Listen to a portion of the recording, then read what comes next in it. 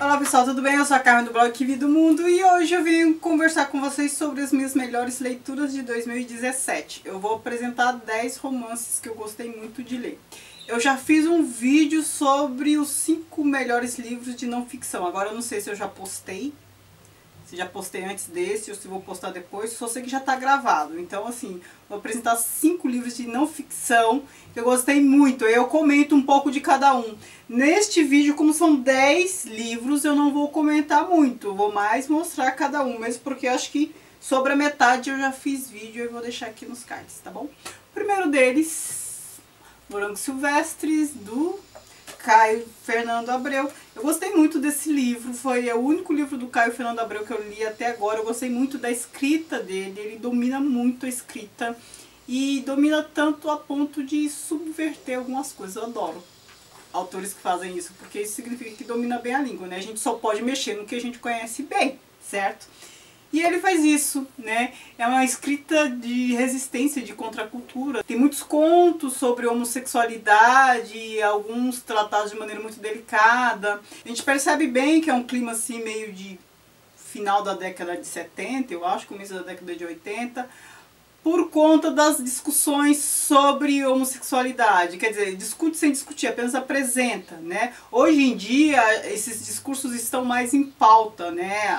Os direitos, as defesas, a comunidade LGBT está mais forte, mas neste momento aqui, a coisa era mais difícil de trazer à tona, o assunto era mais difícil de ser tratado, né? E ele fez isso de uma maneira às vezes delicada, como no conto Aqueles Dois, e às vezes, assim, fala o que tem que falar, pronto e acabou. Mostra a realidade, mostra o relacionamento, sem se importar se as pessoas vão se sentir agredidas, sem se importar com muita coisa. É aquele clima de contracultura, de sexo, droga, angústia, solidão, enfim, não importa. Ele mostra e escreve muito bem. Aliás, não era nem pra eu estar falando tanto desse livro, porque eu fiz um vídeo, eu vou deixar aqui. Eu falei que não ia comentar muito sobre os livros, mas eu acabo comentando. Senhor das Moscas, do William Golding.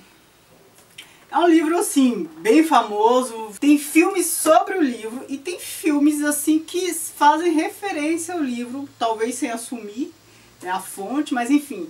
Eu só sei que quando eu li essa história, eu pensei, nossa, mas boa parte dos filmes de terror que eu já vi, pelo menos na minha infância, tinha esses motes aqui, um mote como esse.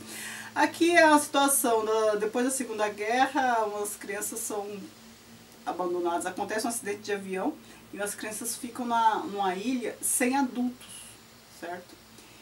E eles acabam tendo que sobreviver nessa ilha, eles se dividem, a gente percebe liderança ali surgindo e a gente quase volta àquela situação de guerras de paus e pedras, né? É aquilo que eu já falei quando eu comentei um pouco sobre este livro num vídeo de leituras do mês. Um grupo isolado é muito perigoso. Eu acho que uma pessoa sozinha, isolada, tipo Robinson Crusoe, tipo os monges beneditinos lá que ficam em clausura e tal, para purificar a alma, ok. Ou então vive em comunidade. Agora um grupo isolado, sem regras próprias, né? Sem uma lei social, lei jurídica para mediar conflitos e interesses, vira uma coisa de dar medo, sabe? Toda a questão da civilidade cai por terra, né? É uma experiência mesmo, deixar pessoas isoladas, tipo o Big Brother, né? O Big Brother, né, é um isolamento mais ou menos, né? Eles estão sendo vistos, não é uma solidão total. Aqui não, aqui é uma situação que não tem como saber se haverá salvação, se eles vão ter que ficar ali para sempre, precisa de comida, precisa de bebida, enfim. Só sei que com crianças isso acontece. A gente tem dificuldade em vilanizar a criança, né? Mas aqui a gente já percebe algumas personalidades complicadas. Crianças isoladas e com comportamento assim que a gente não imagina, sabe? De caráter complicado e tudo mais. E é legal o final, né? Eu ia falar, mas não vou falar. Mas é legal o final. Quem leu esse livro, presta atenção no final. Ou quem for ler.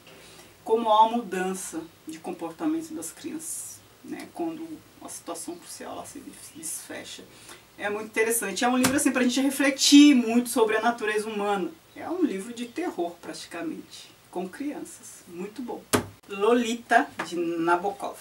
Eu já fiz vídeo sobre este livro, vou deixar aqui comentando muito bem as minhas impressões sobre Lolita. Foi uma releitura e eu já lembrava, da história, claro, porque eu já vi os dois filmes 2 vezes cada um e eu tenho o filme mais antigo. E é uma história assim que sempre me intriga, porque aqui a gente tem uma mescla de literatura de excelência com assunto abjeto. É por isso que muitas pessoas não conseguem ler esse livro. As pessoas esquecem que é literatura e entram na história de uma maneira assim, a sentir nojo, né? Porque é um pedófilo, confesso, e é um pedófilo descarado, narrando. A gente tem que lembrar que é literatura, isso é ficção. Só que a gente passa mal, a gente se incomoda por quê? Porque a gente sabe que isso acontece na realidade. E aí a gente tem acesso aos pensamentos de um maníaco. De um maníaco descarado, confessa, e aí irrita. Mas percebam que se a gente sente tudo isso é porque o livro é muito bem feito, é muito bem escrito. E o cara, ele é professor de literatura, então ele tem um domínio da língua e demonstra isso. Ele usa e abusa de recursos linguísticos, porque é um livro narrado em primeira pessoa pelo pedófilo. Assim, eu babo com essa escrita. O assunto é abjeto. O problema, que eu acho uma pena, é que a maioria das pessoas, principalmente mulher, né? Claro que mulher tem outra leitura disso, acaba se incomodando tanto com o enredo que não presta atenção na escrita. A escrita, assim, é uma das coisas mais fabulosas que eu já vi em termos de qualidade, de influência, de domínio, de usar e abusar e conduzir o leitor. Assim, é habilidade narrativa, habilidade linguística, que não é necessariamente a mesma coisa, de brincar com as palavras, significar, se percebe um domínio semântico, linguístico, e a condução. É uma obra-prima. É uma obra-prima do ponto de vista literário. Tem livro que se destaca pela história, tem livros que se destaca pela escrita. Este é pela escrita, mas também pela história, porque ele causa esse impacto. Foi muita coragem do Nabokov escrever sobre isso, ou Nabokov que fala, né? Eu sei que o correto é Nabokov.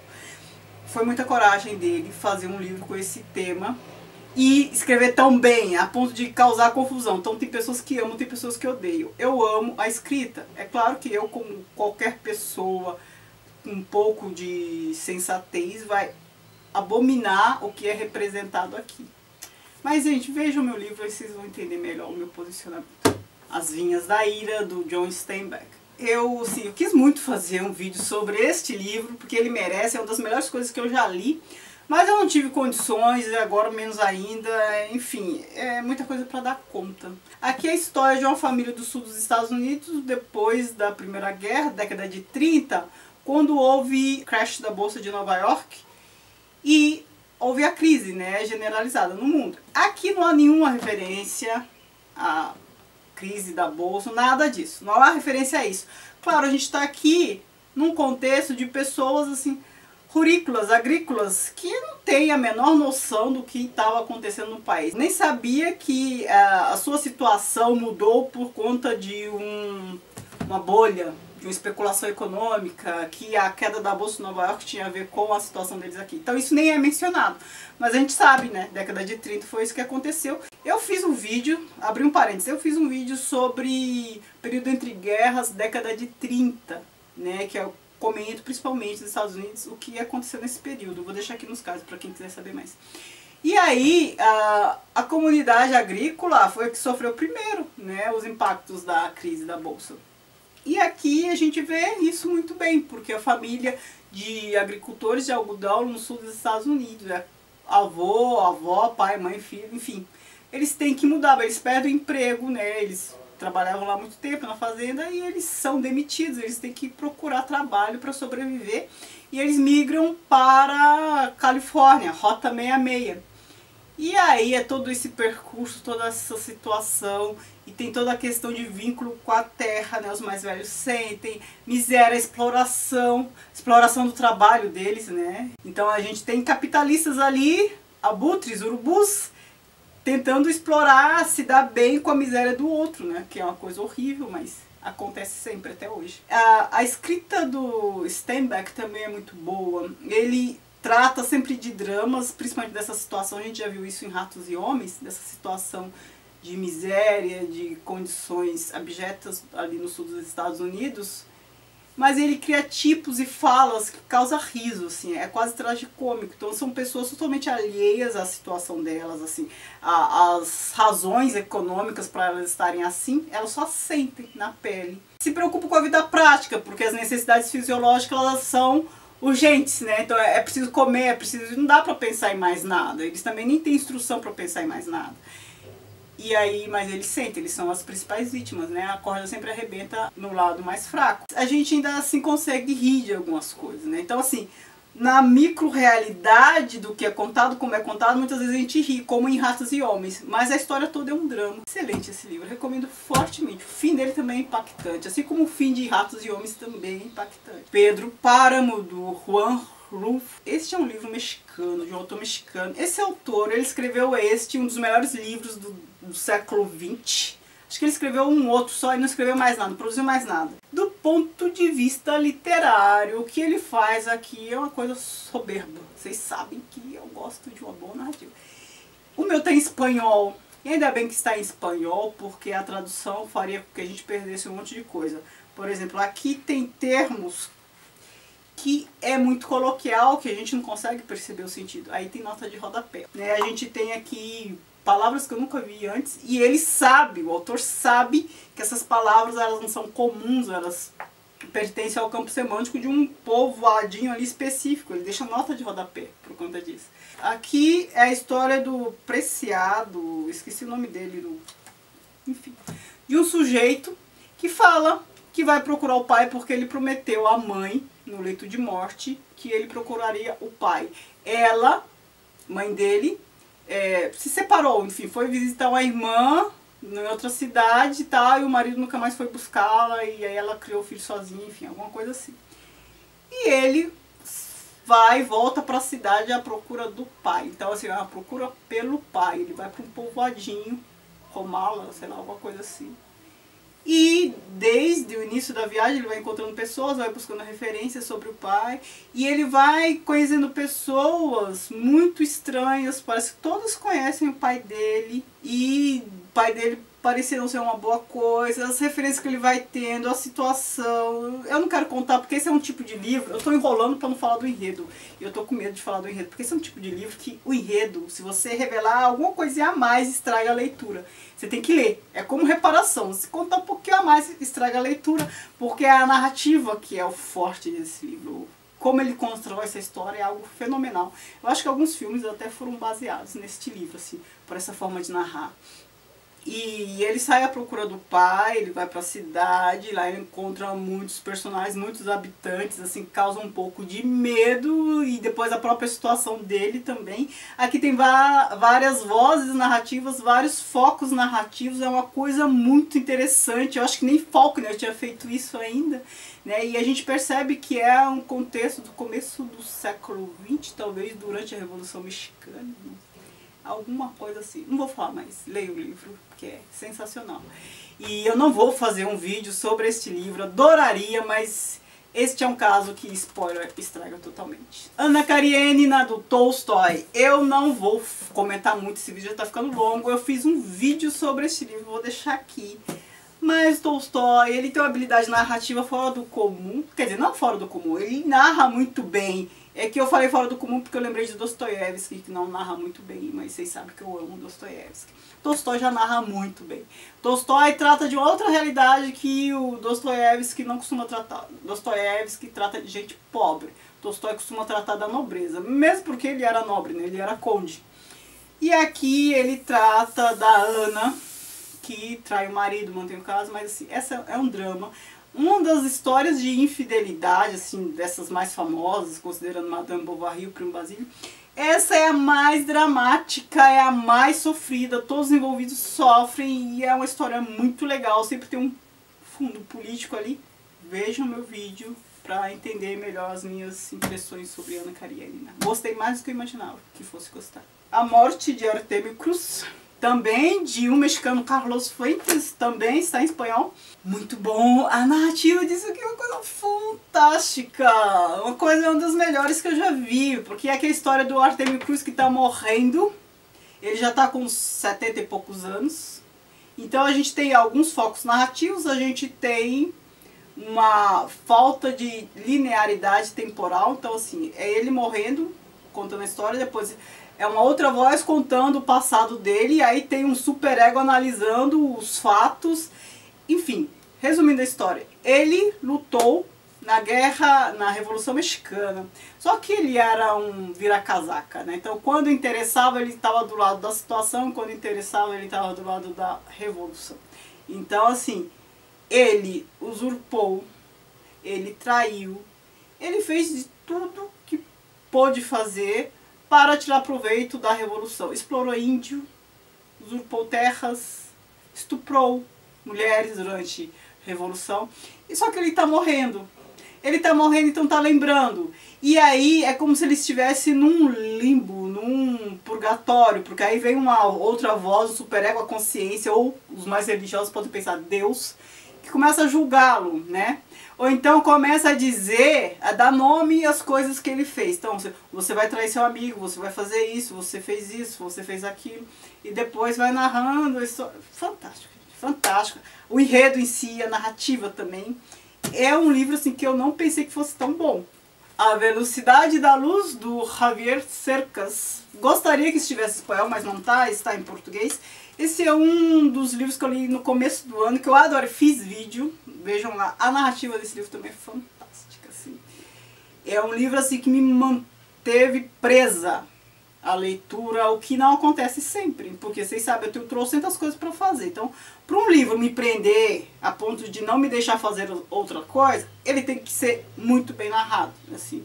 Ele tem que ser uma narrativa fluida, bem narrada, com ritmo bom, porque como eu tenho trocentas coisas para fazer, então eu me dedico assim, de pouquinho em pouquinho à leitura. Este me prendeu bem. Eu não vou contar a história deste livro, porque esse vídeo está ficando longo, vou deixar aqui nos cards, mas eu só vou pontuar para contextualizar do que se trata. Aqui é a história de um fulano, que eu já não lembro mais o nome, ele é espanhol, vai para os Estados Unidos estudar, conhece um sujeito lá meio estranho, e esse sujeito lutou na guerra do Vietnã. Ele é um combatente de guerra, muito atordoado por isso, e a história dele se enrola. Ele é um escritor, né, início de carreira, depois ele se torna famoso e essas duas histórias vão se enrolando. É muito bom, veja o meu vídeo lá, não vou me deter mais. Terras do Sem Fim, do Jorge Amado, o segundo nacional que eu estou citando. Muito bom, gostei mais do que eu imaginava que fosse gostar. Aqui é a história do ciclo do cacau, na Bahia, no começo do século XX, mais precisamente em Ilhéus. No século XIX eram estrangeiros que exploravam aquela região. No começo do século XX os brasileiros começaram a explorar e se tornou a terra prometida. Então as pessoas iam para lá para enriquecer, para tirar proveito. E aqui a gente tem a luta, o conflito de duas famílias por um pedaço de terra. Um pedaço de terra para ser explorado para o plantio do cacau. E acontece de tudo, assassinato, tocar, não sei o que, aí tem história de amor, traição, muito bem feito, não pensei que eu fosse gostar tanto. E a narrativa é muito boa, ele é muito bem narrado, tem um ritmo muito bom, né? Do Jorge Amado eu só tinha lido Capitães de Areia muito tempo atrás.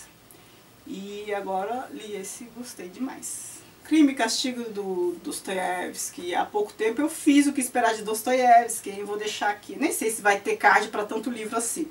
Mas eu também fiz um vídeo sobre este livro, que eu vou deixar aqui. Mas o que eu não deixar nos cards eu deixo aqui embaixo. Não é a Magnum Opus do Dostoiévski, mas o que também não tem problema, porque o livro é excelente. Magnum Opus dele é Os Irmãos Karamazov. Este livro é a história do Raskolnikov, que mata lá as duas velhinhas e tal.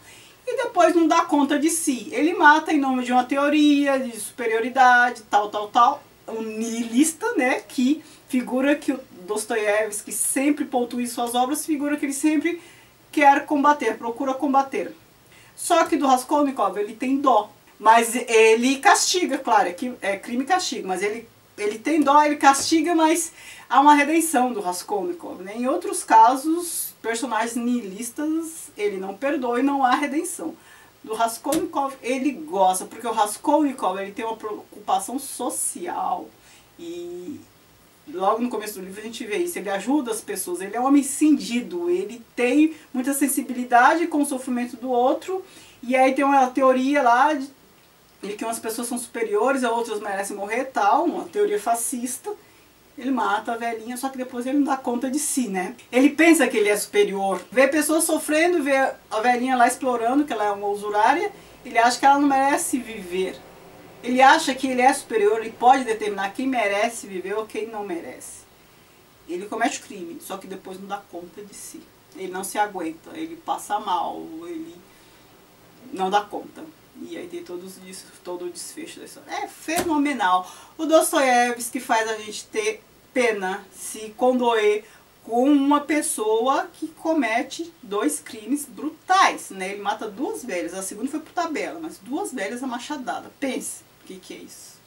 E a gente fica com dó dele. Certo? Também foi releitura, hein? Então são essas minhas sugestões de leitura. Me digam o que vocês leram de tudo isso, né? Tem coisas que são clássicas, outras nem tanto, mas são todos muito bons. Eu não faço ranking, hein? Quem me acompanha já sabe, eu não faço ranking. Escolher já é difícil, eu não fico ranqueando o primeiro, o segundo, o terceiro, o melhor, não. Eu me abstenho de fazer essas classificações, tá bom? Comentem aqui embaixo o que vocês leram, o que vocês pretendem ler em 2018, vou adorar saber.